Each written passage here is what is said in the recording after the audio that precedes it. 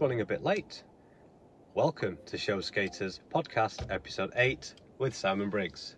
Simon comes from a family of elite skaters, with his mother Christine being an international skating coach, his brother Carl a renowned show skater, and his twin brother Jason a former Olympian. Simon began skating early and excelled in multiple disciplines, including singles, pairs and ice dance.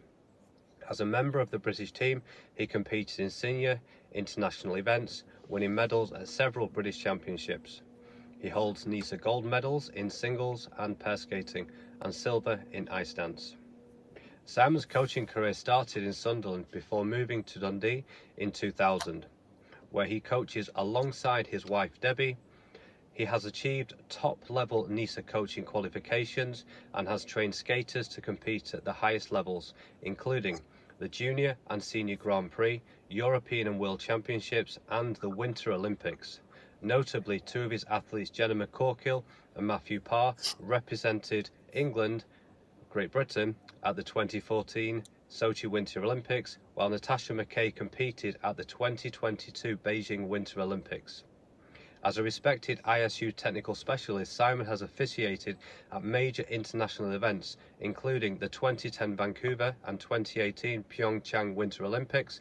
He has also served as a coaching director for NISA, contributing to coach education in the UK. In 2012-2013, he was named Beta Coach of the Year by British coaches.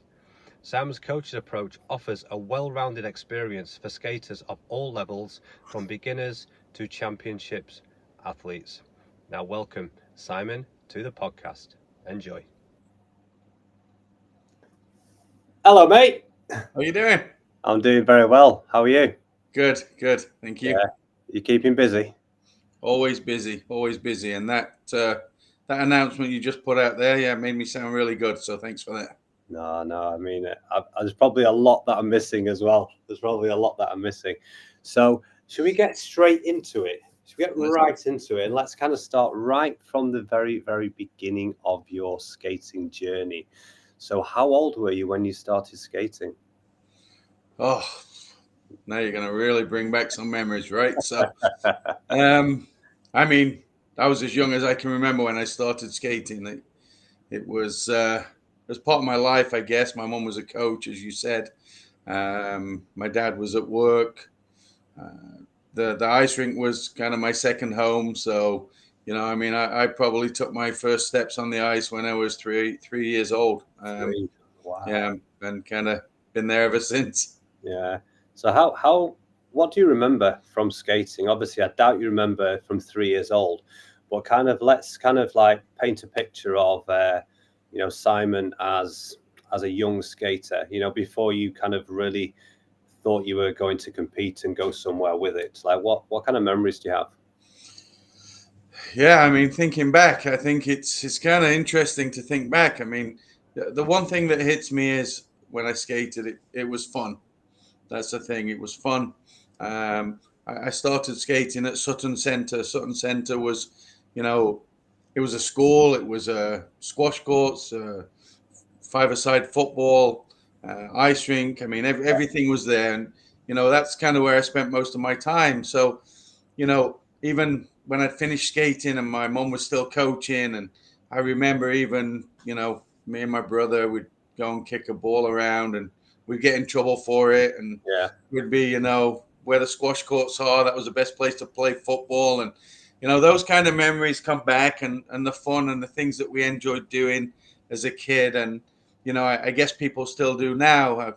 In between sessions on a Saturday, I remember, silly things like you'd go down to the Sutton Market. I remember getting a cup of mushy peas, and that was your lunch before you went back on. But those memories kind of flooding back are things that you remember that, they were kind of good times. I think that's the thing. I guess the other thing I remember is, I don't know if you remember the old skate electric competitions. They were fantastic. They were multidisciplines. It was like a team. It was just good banter. And, I think I just kind of, those memories just come back, and you kind of just threw them back at me there. But, that was your life, really. Your life was, dad was at work, mum was coaching. We went with my mum. When she was still finishing, we were up to mischief elsewhere in the leisure centre. That was part of it. Yeah, yeah. I feel like we're quite lucky to have actually had actual childhoods, because I'm sure a lot of the kids nowadays, when they're older, they'll remember them just on a phone somewhere. Yeah. Not up to mischief. I No. mean, I'm in Blackpool. We will be in the arcades. We'd Yeah. always be in the arcades, like in there with our 10 or 2p's on the little shuffle, banging them with our hips and stuff like that. Yeah. So would you say you're a natural skater, or did you really have to work at it? Like, if you kind of remember back. I remember thinking I had to really work at it. I guess to a certain extent, it became second nature because I was there every day. So part of it. I also look back and think, did I really work at it, or could I have worked harder? I probably could have worked harder, I'm sure. And I look back and I think, being with my two brothers was, something kind of unique in a way. My twin brother and my eldest brother, and everyone's involved in skating. Even my dad was involved in skating to an extent. He was involved in, although he wasn't a skater, he was involved in the club and running the club at Ashfield at the time. And everything was kind of, you got your family, and then you've got this separate community, which is the ice rink. And at the time in Ashfield, it really was like kind of a unique community. Everyone got along, and everyone. So yes, I did work hard. Yes, I probably could have worked harder, and to a certain extent, some things became natural, or probably, for the use of a better word, was more normal, because that's what I was used to. Yeah. So I'm not saying I was a natural at it, but I think just from being on the ice from, kind of 3 years old, it becomes normal. And you put in the time you put in, and I guess anyone in any sport looks back and go, well, maybe I could have done a little bit more than that, but we live and learn, I guess. No, of course. I mean, I'm sure now as a coach, and a very, very successful coach, you look back at what you did and you're like, oh, if I could just go back and just say, do this and like change this and, do this off ice and et cetera, et cetera. But we can't do that, can we? So No. one question I have is, how was the relationship with your brothers? Were you competitive, or was it healthy? I mean, there must have been some competitiveness, but was it healthy, or kind of talk on that? Yeah, I mean, obviously, my eldest brother Carl was, he's 5 years older. He quit relatively early. You kind of touched on that in the intro. He went into shows. He spent many, many years in show skating. So I was never really directly in competition with him. With regard to skating. In the house was different. Who got the last Mars bar? That was different, but not in. But They used to be about that big. I know, mate. I know. Oh, we were just really small, and they felt really big. I mean, maybe that's just me. I don't know. But yeah, Jason, obviously my twin brother. Yeah, we were competitive. I mean, we wanted to beat each other. Yeah. We wanted to win, but then you also wanted to beat each other. I mean, that was the norm. In a way, I felt sorry for Carl, because we kind of, we probably used to gang up on him a little bit, and he used to get the rough end of the stick because, being twins, you're still stuck together. Yeah. I mean, just one little story just came back to me there. I remember Carl, my parents were out. Carl was meant to be in charge of us, and I remember him, he wasn't driving, and my dad had this Skoda, and he tried to drive it, and he smashed it into the caravan, and he offered us £5 to keep quiet. So Jason and I took the £5, said we'll keep quiet, but as soon as he came back, we let him know. So yeah, I kind of feel sorry for him in a way.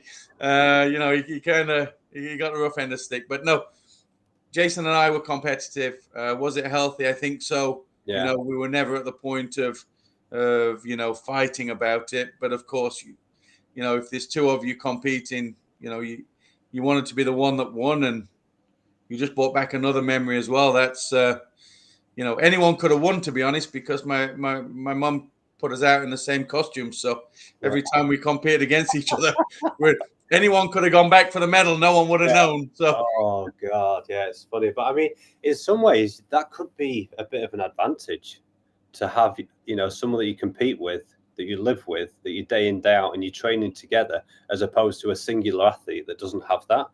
Like that's 100%, and I think that's part of the bigger picture. Actually, you just touched on something that is probably a bigger discussion around what do we need to make things better. Maybe that's one of them. But we took it for granted as kids because we had each other. We were kind of on a level par for a long time, and we kept pushing each other along. You want to do as well as you can, and you want to beat each other, and that's not a bad thing if it's used in the right way. No, I mean we do need our arch nemesis, our person that we're trying to beat. I think it's so important, even if they don't know about it. You just know you're trying to beat someone, or the people that are a little bit further ahead than you. You're like, I'm coming, we're coming for you. Yeah, 100%. So any more memories like from childhood before we kind of move on to competing? I mean, you did start competing as a child, obviously. So do we kind of want to segue into competitive, maybe 13, 14 years old, something, I don't know, maybe around this age? Yeah. I mean, memories are, as I say, I mean, the ones that flashback are the ones that we've spoke about. And, I think, I remember as a kid, my mom taught me, so if we got in trouble at the rink, you went home and you got in trouble for getting in trouble. I think that was part of the course in them days. So I kind of remember all those things, and moving on to being a bit older and competing, and I just enjoyed it, to be honest. I mean, I just enjoyed competing. That was it really for me. It was, not just against my brother, obviously, but in general. Being coached by my mum was great, and I know it's not easy.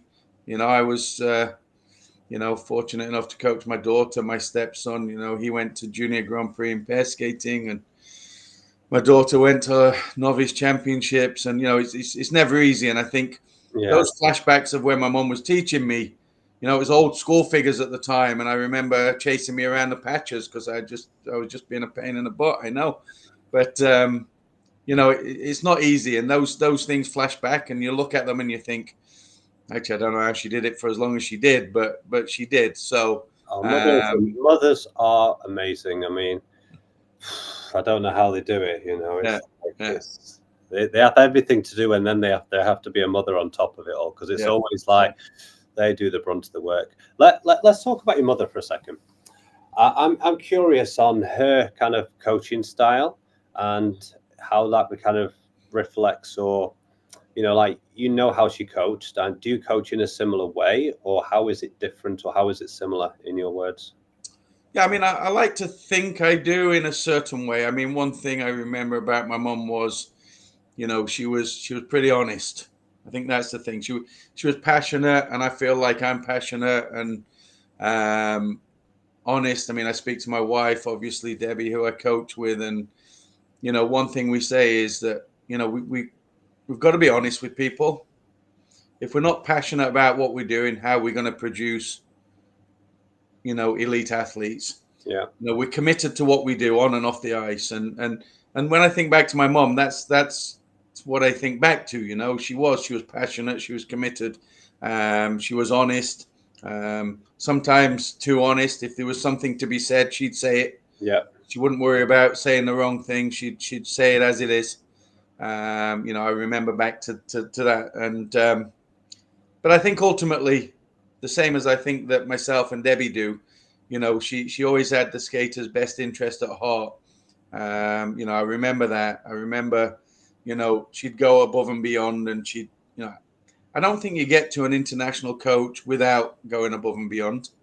I probably didn't appreciate it as much at the time as I do now when I look back, and I think, what, she really did that, and maybe that's part of what I do now, and part of what Debbie and I discuss. It's my mom already did it, and so I mean, if I had to pick out kind of those three key attributes. My mum as a coach, I'd say exactly that she was very honest, she was very passionate, and she was very committed in what she did for the I mean, athletes. that's great attributes. I think nowadays brutal honesty is missing from a lot of areas. Yeah. I mean, like people sugarcoat to me, and we do it with ourselves even. Like being brutally honest with yourself. It's not nice sometimes. No.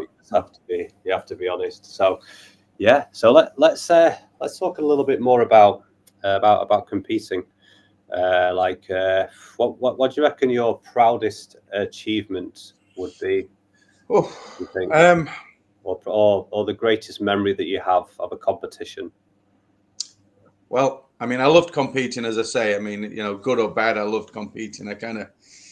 I enjoyed the adrenaline of competitions. I think that was key. Yeah. I think sometimes as a boy, I think we had it a little bit better because there wasn't so many. So, Yeah. You're not that kid coming 28th, Yeah. and I look at competitions now and I think I would personally rather see competitions. If you've got a beginner competition, why have 30 in it? Why not have 5 competitions of 6? No one comes 30th. You come 6th. It's a Yeah. little bit different going back to school saying I came 30th. I remember as a kid, as a guy, you were like pretty much always guaranteed a medal. So you'd go into school, you'd have a medal. A girl would go into school and she was 24th, but she was probably better than you. Yeah. So that kind of encouragement in itself is one thing. But yeah, we all enjoy winning. Of course we do. I enjoyed competition. I enjoyed the adrenaline of it. Proudest moments, proudest achievements. That's kind of big question, really. I think one thing that sticks in my mind was when I won junior nationals. I think it was '89, and I say that just because I won the singles and Jason won pairs, and I'm not sure that had ever been done before as twins winning different disciplines in the same year at national championships. I medaled obviously the following year at senior nationals, and I guess you never forget. That's the other thing. You never forget your first international experience. And for me, my first senior international was the old San Gervais and Oberstdorf competition. They were both linked together, and we went from one to the other, and the whole experience of that. Doing San Gervais, traveling by train, and you weren't the only country that did that. So other nations were there, and that whole camaraderie of that. I remember that very well, and I was quite, you compete, you want to represent your country. You get to that age where you want to represent your country, and I think that's in any sport. Yeah. And to be able to do that, and the first time you do that, and really, they announce you from Great Britain, and of course, you're proud at that time that you've made it to that level. So, representing my country the first time at senior international was probably one of the things that sticks in my mind as well. Yeah. And do you remember the feelings that you had when you arrived and you had a practice ice, and then you're on the ice with some of the top athletes? Do you remember what it felt like? Was it intimidating, or how was that? Yeah, I do. I remember it very clearly. My first one, I remember being on for like 8 minutes and thinking I need to get off the bathroom because that kid just did a quad past my face, and I wasn't even close to that. Yeah. So, yeah, you do. You remember those things. They're the things that flash back, and you go, "Holy smoke!" Like I remember doing my own practice, thinking, "Just look after yourself. You've got your own job to do," and then you're worrying about a triple flip, and someone's doing a quad toe by your face, and you're like, "Holy smoke! I'm nowhere near that." Of course, you get that little bit of fear. I remember as clear as day the competition I did in France when I did what used to be called the Lalique Trophy. I remember going in the stadium. I remember going out, and I remember wasting the first minute of my warm up because I was just too busy looking around. And their experiences that you use as a coach, their experiences that now I remember what I did as a skater, and hopefully I can pass on to my athletes. looking there for a minute. Like my coach at the time was probably thinking, well, what's he doing? Yeah. I mean, I was just away with the fairies. I was just like, holy smoke, this arena's full. What if I screw up? Yeah, I mean, this is the thing when it's all new experiences. Like the first time you go into a really nice restaurant and you're like, "Oh, this is all nice," as opposed to you just walk in like you're there all the time. Yeah. You know, that's just part of it. You know, but it's oh god, that's exciting. That is really really exciting. So when you were competing, at what point did you start coaching? Like, were you coaching whilst you were competing as a teenager? No, I wasn't coaching when I was competing. I mean, coming back to memories right there. I mean, I was competing. I remember it got to a point. You know, you look back at the sacrifices. We all make sacrifices. Any skater makes sacrifices. They can't be out at night the same as their school friends. You know, you're up early in the morning, and it's just the way it is. And Yeah. those sacrifices, you look back on and you think, hopefully they're worth it. For me, for sure, they were. Oh, I mean, definitely. Definitely. I mean, look what you've got on to do, right?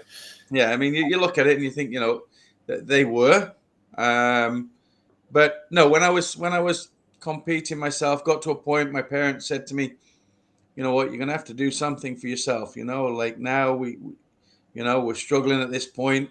You know, I remember, I didn't know at the time, but I remember afterwards, you know, when we had the discussion, and why did we move house from there to there? Oh, that was so you could carry on skating. Yeah. Wow. And those things, you know, sometimes you don't know the extent your parents are going to enable you to keep competing. And then when you quit and you look back and you think, actually, they did that for me. That's a different ball game. So Insane. It's you know, insane. and then they said you have to do something for yourself. I remember I was at Sunderland at the time, and I remember walking down the seafront. I went into every guest house that you can imagine, asking if they needed anyone to wash pots or any jobs to do. Or long story short, I ended up working in a fish and chip shop on the seafront. I got £1 an hour. I did 40 hours a week. I made 40 quid, and I got free fish and chips every night. And that was, you know, that was at the time what I had to do to be able to carry on skating. Yeah. No, yeah, 'cause you see a lot of skaters that are coaching at the same time, and I wonder if that takes away from their ability to really excel. You know, it's hard, isn't it? If you've got one skater that's just 100% focused on competing and doing everything they can, and another skater that's having to do other things at the same time, they're at a disadvantage, right? So my experience says that, I mean, coaching is one thing. At least they can compete and they can coach, and they're in the same environment, and they can go home. And you know, I often think it's better than someone who, you know, we had it, you know, and you've got someone who's skating, training to be an Olympian, and then going to work in a store for 8 hours, and you're on your feet for 8 hours, and you've got to come back the next day. At least in the rink, you've got that environment that they're used to. They can, you know, normally finish their training, move on to coaching, do that, and then they can go home from there. So, you know, sometimes I think it's a good thing, and if it's in the, you know, again, the right environment, and you can nurture them the right way, then it's a way of them getting income to subsidize their own training. I think it's good. You know, but for me at the time when I was competing, that wasn't an option that I had. So, you know, I had to go and find something somewhere. You know, and I felt at that time that was my easiest option. You know, it's literally, you just went everywhere you could. And do you have any jobs going? Do you need anyone to wash pots? Do you, whatever it took. You know, because I guess when I look back, I enjoyed what I was doing that much that I would do anything to make sure that I could keep doing it. Yeah. So here's a really important question. So when was the last time you went for a fish and chips there? Well, my wife's away at the moment, but I went 2 days ago, so hopefully she's not watching. She won't know. It's still there, the same place. Yeah. Oh no, sorry, my mistake. Fish and chips 2 days ago, but in Sunderland, no, it's a bit further away now. Yeah, I wonder if it's still there. You know, I doubt it's the same people. No, I'm just messing. I doubt it's the same people. Yeah. So no. Here's an actual serious question. So, if you could go back and talk to your younger self, let's say between 13 and 16, what advice would you have for yourself, if you would have any advice? Oof. It is a biggie. It's a biggie. It's a biggie. What would I tell? All you 13 and 16-year-olds out there, listen to what he's about to say. I think, No pressure. to be honest, I think I'd tell myself to believe in myself a little bit more. You know, I'm not sure I did believe in myself 100%. I'd tell myself to appreciate everything that I'm doing a little bit more than I did. You know, I mean, I enjoyed it 100%. But there's times I look back and I think, you know, I shouldn't have took that for granted. Yeah. We went to that competition. I shouldn't have took that for granted. I should have enjoyed that a little bit more. I still do it now when I go away to a competition. I think to myself, you know, this is all part of the process. You should enjoy it a little bit more. So, and I guess the last thing I tell myself, which I say the last thing is probably the most important thing, is you didn't know it all, although you thought you did. You didn't know it all. You know, 13 to 16, you think you know it all, and you know nothing. God, I think as men we think we know it all forever, and then I think for me at 40, I realize actually, you look back on yourself. But dude, like, I'm getting goosebumps the whole time just listening to you. I think other people probably are, but like that is some great advice. Like, you don't know when you're in the good times. No. Or one period. There's different good times, right? You look back and you're like, those were the good times, and I just was like, yeah, God. Yeah. That's cool. No, it is. So you look, you know, as I say, you drag those memories back, and the more we're talking, the more, you know, the memories come flooding back, and you know, and you think like, well, would I change anything? No, not really. But would I tell myself more? Yes, enjoy it more. Don't take it for granted. You know, as you get older, that becomes a little bit more apparent.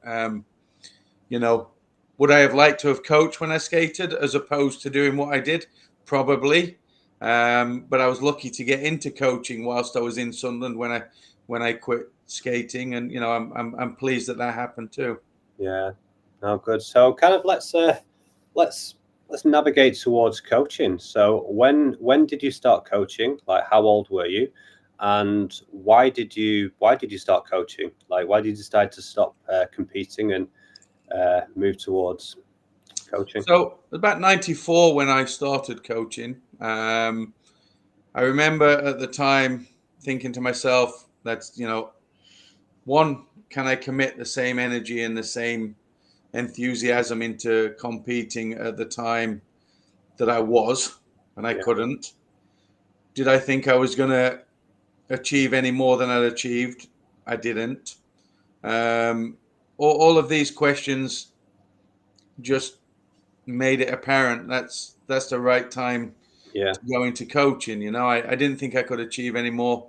I didn't feel like I had the energy, and you know, I do that in coaching. I say to myself, you know, when I feel like I've not got the energy to put into it to achieve the same, then that's my time. And when I competed, that was my time. I just couldn't put that extra little bit in to go that extra mile, and without that, it was kind of pointless. You know, I wasn't going to achieve any more. I was going to hang around where I was and keep doing the same or a little bit less, and that wasn't fair on anyone. So, you know, I applied to start coaching in Sunderland, and fortunately, they took me on, and that's obviously when I met my wife Debbie, and you know, we kind of had a bond, and we you know, we started coaching together, and everything kind of developed from there. But you just know when it's time, and I think I say that to athletes now. You know when it's time to stop competing. Oh, definitely. And I think that goes with a lot of things in life. You know, I imagine myself like climbing mountains, because I've done so many things now, and it's, you kind of, not that you have to get to the top, or you get to a point where you don't want to climb anymore, and you're like, you find a new mountain, something new to get your teeth into, and there's nothing better than starting from scratch, because then the growth you've got in front of you, it's the beginning is hard, but that's the fun part. You know, the learning. So how was it when you first started coaching? Like, when you remember back, how was it to be a new coach for you? Well, I think, like I say, I kind of, that's when I met Debbie, and Debbie had been coaching anyway for a period of time, and so she had a little bit of experience and knowledge in coaching at that time, and I kind of stepped into coaching, and I think I might be wrong here, but like I see a lot of people, they quit competing, they go into coaching, and you think same again. We said it earlier. You think you know everything. You think you know it all, and you soon realize that you don't know it all. Yeah. I look now and I think, everything I've achieved, I couldn't have done without the people around me and the support, and I couldn't have done it if I was coaching by myself. For example, if Debbie wasn't, part of coaching with me, and just the whole structure of everything comes into play. I do remember coaching, and I still enjoyed the competitiveness. I still enjoyed the competition. It was a kind of a different feeling because you were the other side of the barrier. So, when you're on the ice and you're skating yourself, you're in control of it. Yeah. When you're a coach, you're on the other side of the barrier, and as soon as you let them go, you have no control whatsoever. I remember thinking to myself, sending my first skaters out to compete, like, oh, what do I do now? I can't do anything. Yeah. Hopefully they remember what we said. Hopefully, so it is very different, but I do remember that feeling of, one, thinking you know it all. Two, sharp realizing you don't know it all. Yeah. Three, realizing that when you send them to compete, that's it. It's out of your hands then. You've said your last thing. I mean, I'm still learning, of course. I'm still learning. For me, it's not just as straightforward as, yeah, you coach for 5 years, or you kind of lucky enough to coach someone to Olympic Games, and then everything. And for me, it was the early years were a massive learning curve for me. I think that's it. And I was fortunate that I had Debbie there, and I could kind of pull on that experience as well. I think that was massive. It helped me a lot. Yeah. I mean, not that she was your mentor, but almost like having a mentor, someone that's a little bit further ahead than you, that can kind of navigate you through the really tough part of the beginning, and they just fast track you. I think it's so important. I did a lot of work with Dan, probably at 35, 33 or something like this, and we worked on a lot of jumps, and I'm like, I wish I'd had a coach like this when I was younger, because I felt like I just missed out on that kind of coaching. And that really helped me as I started to coach as well. So I think it's so important to have the right network around you and coaches. Definitely. I think that's one thing. You're absolutely right. You need the right people around you. You need the people with the knowledge. You need the, especially now, it gets harder and harder. You need the right framework. You need the right people. There's so many aspects to coaching that, you're never going to be able to do it yourself. And sometimes you look back and you think, oh, maybe I should have done that differently. Maybe I should have done that differently. Yeah. I mean, I joke now. I had a skater that moved to us many years ago, and she had a terrible toe loop takeoff, and I remember one coach looking at me and saying, well, how are you going to fix that? And I looked at them and I said, I'll tell you how I'm going to fix it. And they said, how? I said, I'm going to ask Debbie to fix it. And that's kind of the way it went. So as much as I kind of front many of the competitions, I kind of got to be honest. And I mean, Debbie loves coaching, and she loves figuring out why things don't work and how to make it work. So I think, and that's being part of a team. It doesn't matter whether you're husband or wife or you're just coaching together. That is just part of having a team that gels. That you can get the best out of people, and so I was fortunate because that happened right away. But it's certainly something that I think is essential for any coach or any coaching setup to be able to kind of have that, and kind of work with each other, learn from each other. No, I mean, that's perfect, really, to start at the very beginning as a coach and have a coach almost coaching you. Yeah. Like Dan, we always talk about, one of the best attributes is to be coachable, and even for a coach to be coachable as well. when you're starting, because then other people will help you. If you know everything, they're not going to tell you, they're not going to help you. It's the best way to learn, Yeah. So talking about disciplines, like which discipline would you say, or what do you prefer coaching? Not what you're best at, like what, obviously you're the best at everything, right? But what do you prefer coaching? Like what do you love? What do you love to do? I think I enjoy coaching both. Singles, I enjoy coaching pairs. If I'm being honest, I think I enjoy both because I can coach both, and it breaks up the monotony of always coaching singles or always coaching pairs. Yeah.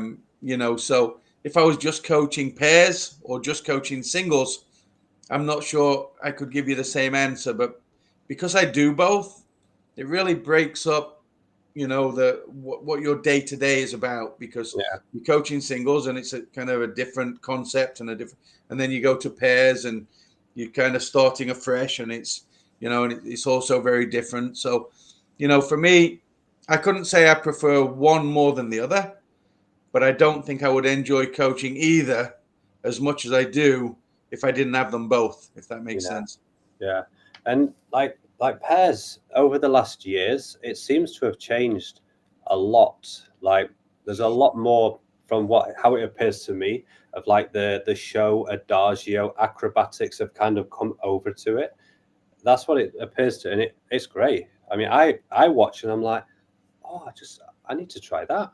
Yeah, I'm seeing new tricks that I haven't seen before, so I'm like, oh, I want to try that, and it's really cool to see, because it used to be almost the same tricks and then a little bit of different entrance, but now the level is so high. It's actually better than a lot of the shows now. I think that's right. I think it's the sport's being pushed and pushed and pushed. The boundaries are being pushed, and to stay up there, you need to keep pushing those boundaries. And in pair skating, I mean, I'm fortunate. We have a couple of pairs, a junior pair and a senior pair that, that are kind of progressing in Dundee, and they're so open to anything. It makes your job as a coach so much easier. But they're also out there on the world scene, so they see it and they know, actually, if we don't push the boundaries, then we're left behind. So like you say, there is so many different things coming in, so many, even bringing in singles, bringing a backflip back in, and that being allowed. Things like that is, it is potentially going more adagio route, but certainly creating the interest in the audience, certainly creating the interest within the skating world. No, it's great. So you're open. You say they're open to anything. So when they stop competing, I'm going to strap some of our inline blades on them. I'm going to come up there, show them all the spinning stuff, and then get them going that way. That's it. Yeah. You see, never say never. Yeah. I mean, I was just talking with Zabato yesterday, and I said, like, for me, I can't wait for the new generations to come up, and do what I do, and then just far surpass me. Just to see what they're going to be capable of. Because I've got like tiny little hands. Look, I've got like tiny little hands. Me, I'm like, I want to see like some young 20-year-olds, massive big guy, little tiny girl. See what is possible. So that's just something that I can't wait to see. That's it. So here's a good one for you. What advice would you give for coaches that are just starting out? I mean, I think we've already answered the questions, like mentor and stuff like this, but it kind of answers the questions, I think. But is there anything else you can touch on? I guess if I had to break it down, if I really had to break it down to, being honest and bullet points, and I guess one of the things I'd say is to a new coach, don't be afraid to ask for help. I think that's one of the key things. Be very open-minded. There is no one set way, although you think it's your way, but there's no set way. So be open-minded. The sport is progressing, so we got to progress with it. And I think coaches need to remember sometimes that they can't do everything. There's so many aspects that you need to get across to the athlete that they cannot do everything. So a new coach, remember, you can't do everything. Remember, everyone won't be a champion. Some people won't be a champion, and but they love skating and they still want to fulfill their dreams and go as far as they can. They're not going to be a champion, but that doesn't mean you're not going to get the same enjoyment out of coaching them and seeing them succeed, as you would someone who wants to go, to the Olympic Games. I think, it's sometimes as much enjoyment watching them progress as it is someone at the elite level who is more talented, hardworking. They're not all going to be like that. Yeah. So enjoy the moment with every athlete, no matter what the level is that they want to achieve. Well, that's great advice. And something I've just been thinking about, like you say, because with everything progressing and there's so much to know, is there almost too much for one coach to know about everything and to do everything to their best ability, as 100%. Opposed to being in a team of coaches that has different jobs and works together? 100%. I mean, skaters now are not just skaters, they're athletes. I think that's the best way I can say it. They're athletes.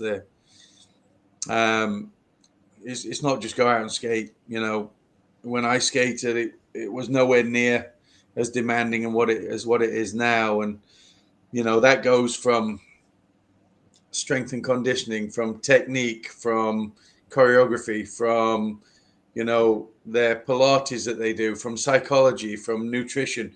They're athletes. I mean, they really are demanding a lot from their body. And I really don't see anywhere in the world where anyone can do everything themselves as a coach without having a team around them. And sometimes that's on ice and off ice. But, just coming back to my personal experience, there's times when I've been coaching someone and I've thought, what, I'm not getting anywhere here. Yeah. And I've gone to Debbie, can we swap lessons? Yeah. Because I'm struggling. And you swap lessons.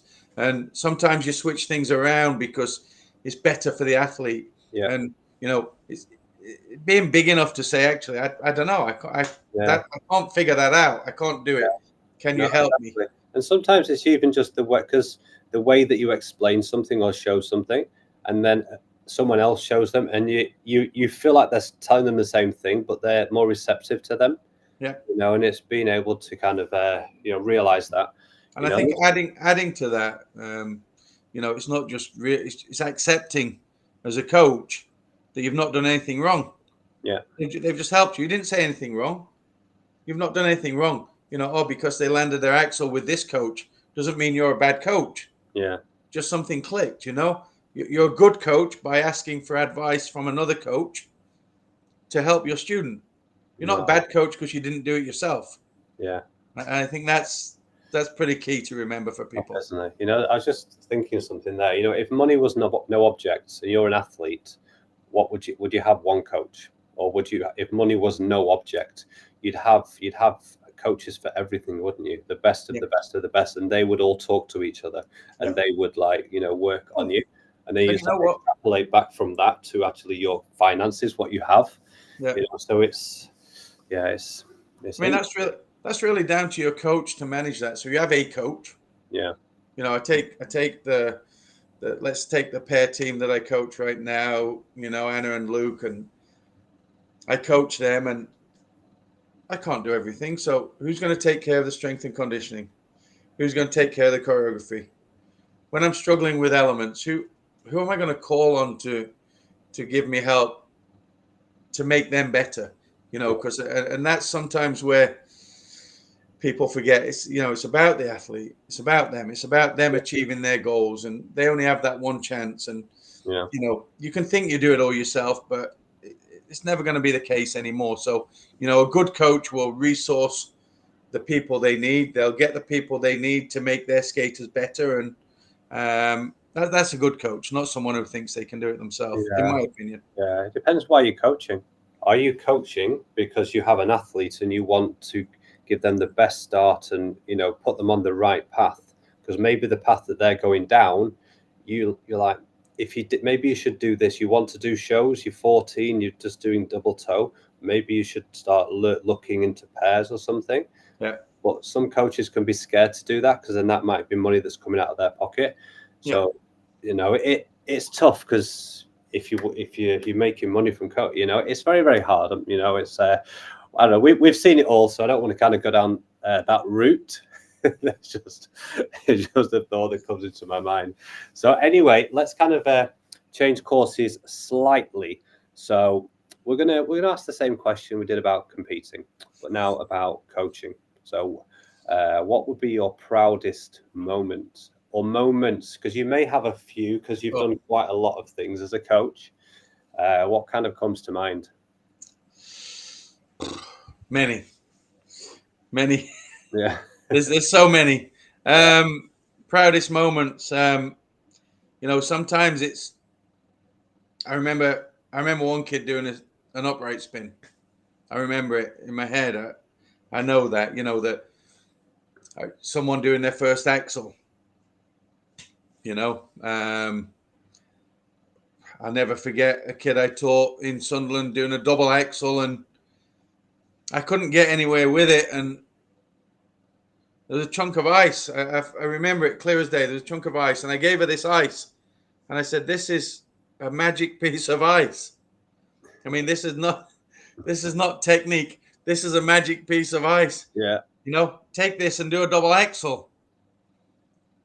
And she did it. I don't know how, but she did it. And you stand there and you think, I'm really proud she's done the double axle. And I'm really proud. I thought to tell her this was a magic piece of ice. Correct, though. Those things stick in your mind. And, she was that close. It was just something. And that bit of fun made it. So, you're proud of those things. Obvious. You're proud of, being a coach at Olympic Games. I was fortunate to stand there with Matt in, in 2014 and Jenna in 2014 and Natasha in 2022. And, I was the one stood there, and same thing, we talk about teams and you never take it for granted that, you're the one that did the work. And, in fact, certainly with Natasha, Debbie did the majority of the work with Natasha. And, you stand there as a coach, doesn't matter whether you're part of a team or by yourself, and you stand there at the Olympic Games. And of course, it's a really proud moment. You're part of that team that's produced these athletes that have got to the Olympic Games. It's their dream, but most elite coaches, it's your dream to be there, as an Olympic coach. And, I never forget those moments. They're kind of really proud. And I guess maybe a couple more that kind of come to mind. So I'm going to throw them in there as well. Just recently we had the pair team, Anna and Luke did Skate America, and Jason was there with them because it was more cost effective and he was in America anyway. And, we were at the ice rink, and we had on the big screen, and, they skated a really good program. And, you looked at Anna and she's kind of got tears in her eyes, and she's like, because they've had such a good skate. And, again, you stand there as a coach and you're really proud of, what they've achieved because you're part of that. And you're pleased that they're happy with themselves, because as a coach, you want them to be happy. You want them to progress. You want them to feel proud of what they've done, and that makes you feel proud. I guess, Debbie and I, one season, we had first, second, and third in senior ladies championships at the British Championships. To have 1, 2, and 3 on the podium was kind of a super proud moment. No taking that away. Kind of come back to Natasha, last one, I guess. Come back to Natasha, and all these things are kind of flying around in my mind. But come back to her. She started skating with us in Dundee, and and she made it to Olympic Games. She came from the barrier with us. She had a gap in the middle. She came back and she made the Olympic Games. But I think what made it a little bit more special was that, she didn't make the harder jumps so early. It's kind of, I think she was 19 when she did a double axel. That's not so normal, and maybe the year before she nearly quit, and she had a conversation with us, and Debbie and I were like, come on, just stick in there, just like, unfortunately she did, and then she hit the double axel and the triples came, and so when someone like that who nearly quit makes the Olympic Games, Wow. of course you stand there and you're proud that, not that just they've succeeded, but you've kind of asked them to stick in there. I remember, Debbie and I going like, come on, you need to stick in there. You've got something, and Yeah. she did, and then she makes it. So those are kind of proud moments as well. Yeah. I mean, the mindset for her at 19, I imagine in the rink there was girls younger than her doing double axel. Yep. And to have stuck it out to 19. And then, so how old was she when she went to the Olympics? Oh, now you're asking. I'm going to say she was, I don't know exactly, so I might be wrong here, but I'm going to say she was 27. 27. Yeah. But, for someone like that who wasn't doing a double axel at 18, yeah, to win the national championship 6 times and to go to obviously European Worlds and Olympic Games, they're kind of moments where you think that was something different, but it's also good as a coach to have seen that happen, and you can kind of recall on that later in your coaching career because it's happened once. It can happen again. Oh, definitely. I mean, I'm kind of thinking back to myself now because I didn't really get double axel till I was 17, 18 as I went into shows. I'm like, Yeah. What if I didn't go into shows and I just found the best coach in the world and I just who knows? And it's like you never know. Everyone's different. As I say, I mean, Carly, who we taught, she won the British Championships one year. She didn't start skating until she was 12. Some people have quit by then, so all of these things kind of come in and of course you're proud when those things happen. Yeah, one thing I want to touch on is like when I ask you the question, and I think every single person listening is expecting you to go straight to the Olympics, and you went straight to something that is relatable to every single coach. As soon as you mentioned that, I started thinking about myself. Like, I remember this was like a few months ago. I started with she was on quads because I can teach quads and inlines, and she was just constantly like toe pushing, toe around the ice, not around the roller rink. I'm like, okay, how are we going to fix this? I'm like, okay, come here, just start marching. Now turn your toes out, and we do this around the rink. And now we're going to do this, and we start pushing a little bit. And when you try something, you're like, let's try it, trial and error. Let's see if it works. Within 5 minutes, I'd fixed it, and it's like I've just cured cancer. That's how it felt as a coach. They're the things that you remember. I mean, the Olympic Games, the obvious one, but the fact that you get someone who I mean, I had a kid doing a single axel, couldn't do a single axel. The moment they land that, and they're never going to be world champions, but the moment they land that single axel, that's a massive achievement, and you remember those as a coach as well. I mean, I love teaching beginners, if I'm honest. I thought a lot in a roller rink. I would teach. It was a lot of people first time skating, scared they don't want to do it, and after an hour's lesson, they're like skating around. There's nothing better, No. I've never taught anyone like high level. I'm like, I'll stick to the beginners. I'll stick to where I'm going. Okay, so let's touch on the having three girls on the podium. How is it to coach 3 girls competing against each other? How does that even work? Even from competing, from training, and then you go to the competition, and now you've got 3 of them. Do you just talk to them at the same time, like a pep talk, or is it? How does that work? Yeah, I mean, it's kind of difficult because obviously they all want to win. I think it's key that they know that you want the best out of them, no matter who it is. There's only going to be one winner, but they know you're doing everything for them the same as you are for the other person. Now, we touched on it earlier. What's better than seeing your competitors every day? Yeah. What's better than seeing them do better than you and thinking I need to be better than them? Yeah. I think if the environment is correct and the athletes have the correct mentality, then it can only be productive. You know, we saw, anyone who watched Skate America, anyone who knows ice dance, you know, the setup in Montreal. I mean, they had the whole last warm up in Skate America. You know, those guys are competing against each other, and it's just the same. You know, we're as committed to each and every one of those athletes. And you know, yes, there's only going to be one winner, and you know, I kind of share this with you. You know, there's times when an athlete has won national championships, and I've not seen them for 20 minutes because Debbie's speaking to them. I've had to deal with the one who didn't win.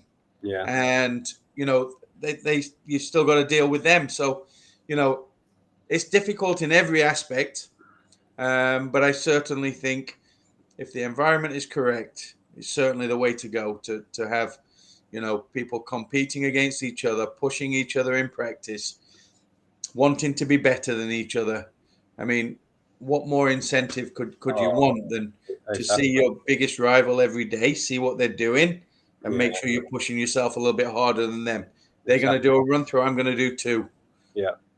That kind, you know, that kind of mentality, I think, is key. That sounds like Jordan. That kind of mentality, you know. So let's, whilst we're on the girls, I mean, we can talk about guys as well, but like, what would you say separates the top athletes and the ones that want it but don't really have the systems in place, or what they don't have the right attributes or the right traits to be there? What would you say are those attributes that the top level skaters seem to have? I think this just springs to mind. I think there's one thing that sticks out more than anything else, and that is look after yourself. Don't worry about others. You can only be as good as you can be. Yeah. So the more you worry about someone else, the more you worry about being beaten by somebody else, the more the chances you will get beaten by that person. So, you know, the attribute of knuckling down, working hard, doing your own job, doing the best that you can do is key, as opposed to looking over your shoulder, thinking who's going to beat you, thinking who's, you know, coming up behind you, because there's always someone coming to beat you. Yeah. You know, you're British champion, and, you know, you look over your shoulder. You know, we say it a million times. It's harder to retain that title than it is to win it. You know, you go and win it, but now you got to retain it. You're the number one. Everyone's shooting you down. So I think that mentality is key. That one attribute, to keep the focus on you, to stay grounded, to keep doing the work and worry about yourself as opposed to anyone else. For me, that's the one main thing. No, definitely. Just focus on winning. Just focus on your own work. That's perfect. So let's touch for a second on an ISU Technical Specialist. Like, for anyone that doesn't know what an ISU Technical Specialist is and what they do, how would you describe that? Well, I mean, obviously, the judging system as it is now, you know, you have a panel of judges and you have a technical panel. And on the technical panel, you have 2 technical specialists and 1 technical controller. The technical specialists come from a skating background, normally coaches. Yeah. And basically, as a technical specialist, our job is to identify the element and identify the level of that element. So, for example, if someone does a triple axel, we'll call triple axel. If someone does a combination spin level 4, we'll call the combination spin and the level. The person next to us on the computer inputs that immediately, and that goes to the judges. And what the judges do then is they rate how well that element was done. So we say what it is and what the difficulty is, and then the judges basically say how well that was done.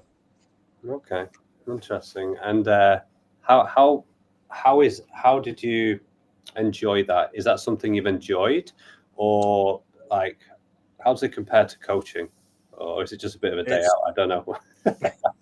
It's another day out, that's for sure. But it's very, very, very different to coaching. Albeit, I really feel, I say this all the time, I really feel like it enhances my coaching, my ability to coach, to a top level, because you're still learning. Yeah. But it is very different. And, I was fortunate enough to officiate, as you said, at the 2010 and the 2018 games as a technical specialist. And it's a very different role, and it's a very different feeling, and it's a very different, in a way, I talked about the athletes when you're not in control when they go to skate. As a specialist, it's down to you. You're the one. You're watching. You're talking. There's the added pressure to it. I remember sitting in 2010 and the games start, and you think, wow, I'm part of deciding here who's going to win a gold medal. Yeah.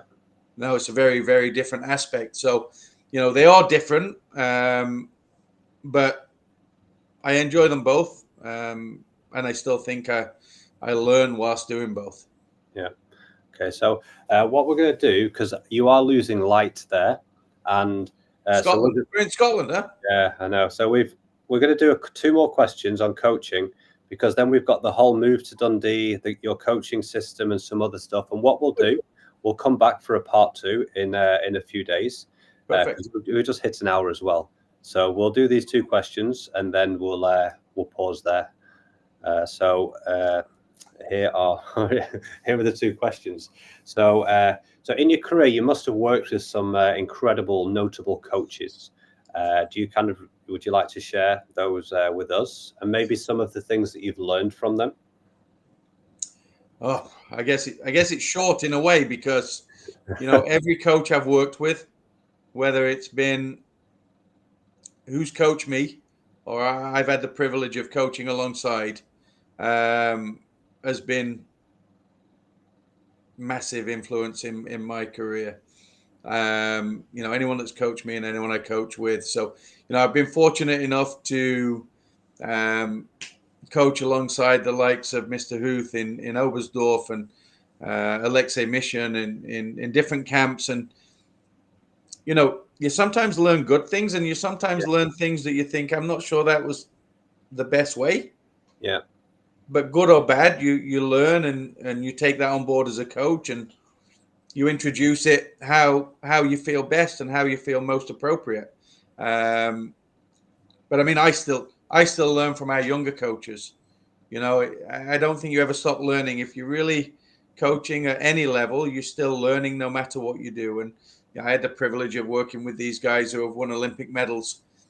Of course, you're kind of in awe at what they've done. But also some of the younger coaches, some of the coaches that, nationally, you still learn from them. Yeah. I just can't say it enough. Yeah, no, amazing. So last question. Let's talk about COVID. COVID as a coach, all the ice rinks closed. What did you do? How was that to navigate? And then how was it to come back to the ice? I mean, let's go day one. Boom. We can go on for another hour, but or we can keep this to the next part if you want. It's up to you. I mean, let's hit it, and then if we need to come back to it, we can. But yeah, COVID was, I didn't believe it. I didn't believe it was happening. I didn't, and I looked at Debbie and I said, "Oh, we'll be a week or so." And Debbie was like, "Are you serious? It's going to be quite a while." Yeah. And kind of, to be fair, Debbie put a structure in place for all of our coaches, everyone in Dundee. We got a structure together, and there was group classes that we ran on Zoom. There was private lessons that we ran on Zoom, whether that was choreography, whether that was technique, whether that was just rotation or circuit training, or, everything was incorporated. And I think it was good for the athletes too, because they were able to maintain that kind of focus. No one was sleeping till 11, 12 o'clock. They were up there in the classes. Yeah. We ran a structure day to day, where they did a certain amount of group classes and private lessons as well. And we kind of kept that going. And at some point, we did some camps. And we did camps where we had 100 people on Zoom from all over the world. Oh, wow. Because it was open to everybody. So it opened up a whole new way of working. Yeah. It kept everybody on board. It kept contact with everybody. It was certainly a success.